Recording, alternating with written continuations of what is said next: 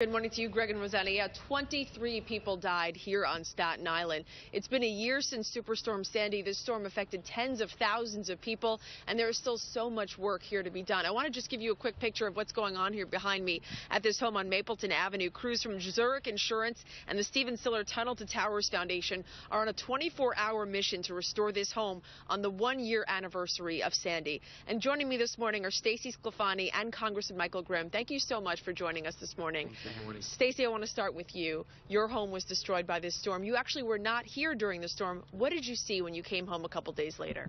Well, my home wasn't destroyed as far as outside. I mean, I lost a floor. When I came home, there was a tree blocking the street, and just really devastation as I drove through the area to get back to my house. It was not what I was expecting, for sure. What has this past year been like for you and your family? It's definitely been hard. It's been emotional, but it has been, we have fared much better than a lot of other people, so we're very, very grateful for what we have and what we don't have. You know, we're not done rebuilding, but we are very close to it, which is a lot more than I can say for a lot of other people on Staten Island. And Congressman Grimm, Stacey's story is just so common. You hear so many families here still struggling a year after the storm. What are some of the biggest issues they're still facing a year later?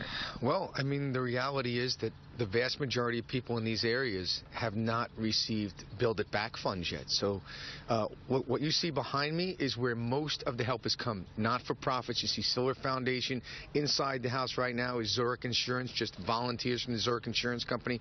So most of the major rebuilding that you see has not really been from the Sandy relief bill. So that, you know, is very frustrating because the money came from the federal government. And people have to understand that the city has to put together a plan. It has to be approved by HUD.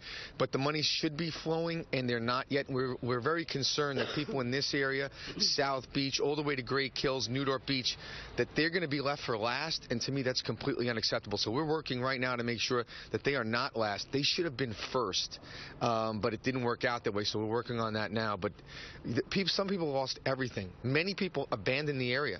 So we have another issue with abandoned homes that no one's taking care of.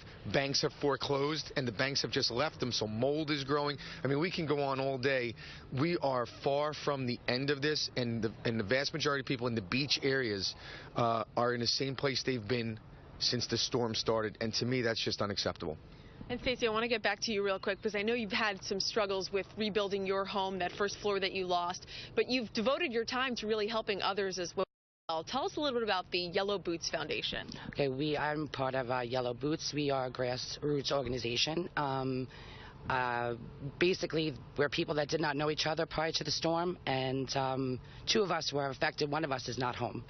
And basically, we just get out there, we help people get home, we help people with what they need, and it's been a godsend for me. All right. Stacey Sclafani and Congressman Michael Grimm, thank you both so much for being with us this morning. Greg and Rosanna.